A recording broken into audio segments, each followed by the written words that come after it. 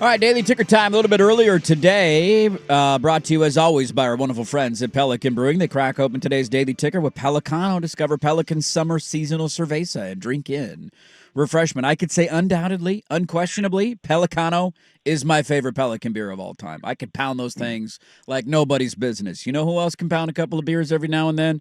Our friend Will Ortner, now down in Dallas covering the Seattle Seahawks for Chat Sports. At Will Ortner on Twitter. Go give him a follow. Big Will, what's going on? Good morning. How's life in the Big D? It's not too bad, man. I found my first, I guess I should say I stumbled into my first speakeasy last night. It took me probably 20 minutes to actually get in. There was a secret knock, which I did appreciate. Okay. They need to get some Pelicanos over there. No Pelicanos, unfortunately, in the speakeasy. Otherwise, it was darn near perfect. Okay, 9 out of 10. No Pelicanos makes it a 9 out of 10, but knowing a secret knock to get into a place to booze is pretty cool. We don't have a lot of those around here, so I'll give you a thumbs up on that one. Are you buying the hype that is seemingly mounting around this Seahawks team? They have become quite the conversation in training camp with the way the offensive line is played, the running the ball. Everybody's buying Seahawks stock right now. Is Will Ortner one of them? Oh, 100%. But I was also buying Seahawks stock back in May before it was cool. Oh. You know, when you go out and you have an efficient first drive where you have all your starters in on that offensive side, say for Cross and Walker because they were both hurt, and you absolutely run it down Kansas City's throat. Sam Darnold was perfect. It feels like right now that run game, the O-line has fixed a lot of the issues they've had in the last couple of years. Now, again, it is preseason. Probably should pump my brakes a little bit. But when you are road grading the way that they were and just getting 7-8 yards a pop and then having big runs, it sets up the passing game so much easier. Play-action passes where Darnold really thrives. I don't know if it's just because Darnold struggled in the last two games last year with Minnesota that it completely flipped, and now we talk about Geno Smith being clearly better than him. I would vastly disagree with that.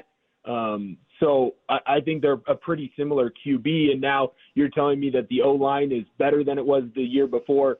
You're telling me that the running back room is deeper and stronger than it was the year before, and you have a better offensive scheme from we're going to mirror our run game to our pass game, so when we actually do run a play-action pass, defenses get fooled every once in a while. I think it's a better scheme, it's a better game plan, and right now I think there are better players in the trenches, and that's always going to be a good thing for a team trying to win a lot of football games. Yeah, it's kind of the MO of a Kubiak offense, right? I love the point on Darnold in play action. If they can run the ball, his life's going to be so much easier than it would have been, because I think that was the concern about how does he handle pressure, especially up the middle, and he hasn't been great at that in times in his career. Seems like that won't be the case this year. We're talking with Will Ortner, Chat Sports. Now, before I get too far into the interview, where do you do, like, if you're a Seahawks fan, first go follow Will because he's pumping out content left and right. Where do people find you? What are you doing down there? Like, explain to the people who don't know. Yeah, so I've got my hand in a couple of different things. So if you want to go and watch the show and the videos, you head on over to Seahawks Today by Chat Sports. It's going to be on YouTube. You can join all your fellow 12s. Now, the cool thing is I'm going to have video content coming out pretty much every single day of the week, either in like a YouTube short you can watch when you're doom scrolling right before you go to bed or right when you get up. Come on, we all do it. We're all on TikTok, Instagram. Don't forget pooping YouTube time. shorts. Don't forget pooping time scrolling. That's my key scrolling That's right. time. I think that's where probably my last 1,000 views came from, was just dudes on the can That's right. scrolling through.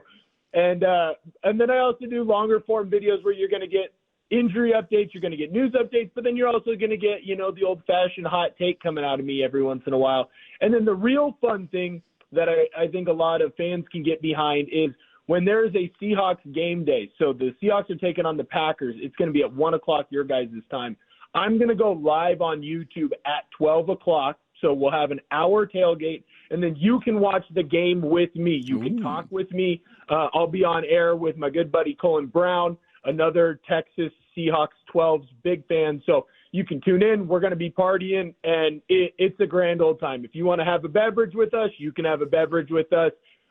Usually there's some sort of punishment that goes along. We have a great time. It's a lot of fun, and a lot of the people that are interacting with us in the comments seem to have a good time as well. So those are going to be going on every single Seahawks game day.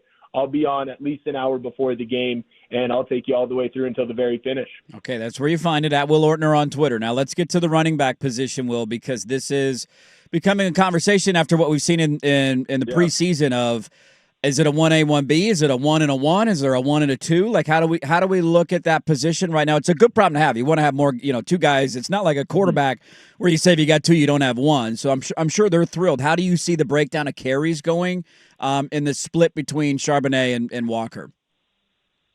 I think there was a lot of people jumping on, especially once Brock Heward said, like, hey, Charbonnet has to be the starter, that it was like, oh, well, now Kenneth Walker is the backup. I think with Walker starting with the ones at joint practice yesterday against the Packers kind of shows you that clearly that's not where Seattle views it. I worry about Walker missing as much time as he did in training camp, and last year missing 6 games. Once you start getting hurt at that running back position, you don't really stop getting hurt. It's rare that you'd have a running back that has a year where they get banged up and then they're healthy again the rest of their career, right? I think you need to split carries. In my personal opinion, Charbonnet has clearly proved that he can be a starter in the NFL, but Kenneth Walker has also had multiple years where he's been a very good starter. I mean, remember, we were talking at one point about him being a potential top 10, top 8, top 6 running back in the league when Pete Carroll was over there, and they were running the football consistently. Now you get an offensive scheme and style with Kubiak that's going to fit more into that run game, unlike where Grubb was throwing the ball 50 times a game. I think, though, for the longevity of both players, give them 50-50 split, right? So if you're going to make sure that Walker gets 15 touches, get Charbonnet 15 touches. One, I think it breeds more competition between two very competitive guys. They're going to be pushing each other, that old iron sharpens iron type of model, but it's also going to keep both of them healthier. Like, if Kenneth Walker's already starting to get beat up, well, Charbonnet is only a year behind him, right? Running backs take a lot of hits in the NFL, and I think that the Detroit Lions have proven that you can have two premier backs and still split carries and split touches if you're smart about how, they get the ball. Montgomery is more of your inside zone. He's going to run between the A-gaps. He's going to be more physical, more bruising. And then Jahmyr Gibbs, they're going to get it to him more on the outside. They're going to involve him more in the passing game, catching the ball out of the backfield. Use Walker and Charbonnet to do that same exact thing. I think it keeps them both healthier throughout the year. I think it keeps them fresher throughout the year. And I think when you have two competitive dogs like that, they're just going to continue to push themselves to the next level. I think it's better for the team as a whole. Yeah, I agree with you 100% there. Last one for you, buddy. Final preseason game. You mentioned you'll be, pregame starting an hour before, having some fun watching it. I think everybody's to the point now where we're just, desperate for real football. But in this case, you get Milroe taking every snap, so that's something to watch. Other than that, anything stand out about the game tomorrow at Lambeau that you're excited for? Yeah, I think there's some fun positional matchups to watch. I'm excited, obviously, about Milroe. Did a video about the difference between the growth in Anthony Richardson and Milroe. I think that the Colts vastly mismanaged Anthony Richardson. When you look at the two players, they are kind of similar mold out of college. Now, Milroe had a little bit more experience and more time, but, hey, they're both raw QB talents. If you give them time in the NFL in the right system with the right coaches, maybe they can turn into something. That's not saying that Milroe is going to turn into something. That's not saying that, Milroe can't still turn into Anthony Richardson, where, hey, it was a failed experiment. But at least it feels like Seattle, they have a plan for his growth. So I'm excited to see how he does in the entire game. On the D-line, the Jared Ivey kid out of Ole Miss, I'm very intrigued with what they do. He seems like someone who might make the 53-man roster, not necessarily because he's ready yet for it, but because if you cut him, you're not going to get him on the practice squad. He's a 6'6" defensive lineman. He's strong. He's physical. He was a great player at Ole Miss. He was an all-SEC type of kid. He's got some room to grow, so I'd like to watch that. I'm interested in what they're going to do at the wide receiver room. I want them to trade Marcus Valdez-Scantling. I think that there is a market out there for fast receivers. I understand that he's a little bit older than Sky Moore. He also has a lot more production than Sky Moore, and I don't know that he necessarily fits on this team. Now that you have Torrey Horton, who's a younger, frankly, I think a better version of him, and I think that you could keep players like Jake Bobo and Derek Young because they're going to do more things, right? Like MVS came in, hey, he's going to be a punt returner, kick returner, and he's going to be your deep threat. Well, Torrey Horton's taken all of those over. So what's the point of keeping him? keep Bobo, keep Derek Young, where you're also going to get guys who play on 4 different special teams. So I'll be interested to see if Derek Young can continue to push forward just like Jake Bobo did last week. And I think Bobo earned a spot with the team. I hope that Derek Young can do the same thing. And then hopefully Seattle can get, halfway decent, a third-day round pick return for MVS on the back end. But those are really kind of the main things. There's some other fun stories. Alfonso Tupatala is a local Federal Way kid, was a UW Husky. Obviously, I know you don't love that, Dirt, but I do always root for the local guys, so hopefully he can make the squad. Otherwise, you might as well tune in with your buddies or tune in with me over at Chat Sports Seahawks Today and just have fun. And who knows, maybe we'll have a beer or two. There you go. Will Ortner, great stuff. The host of Seahawks Today, Chat Sports. He has 68,000 subscribers on YouTube. 69 would be nice. 69. You got to 69? Got to 69 this morning. Attaboy. That's right. Keep killing it. Go give him a follow on Twitter at Will Ortner. Continued success, buddy. Enjoy the speakeasies and stay in touch. We'll catch up again soon.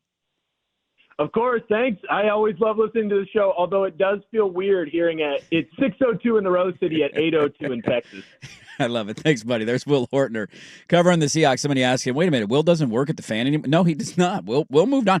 I'm always like, I never know how much we can talk about this stuff when guys make decisions to leave. It's like, is it public knowledge? So I actually didn't even get a chance to say goodbye to him.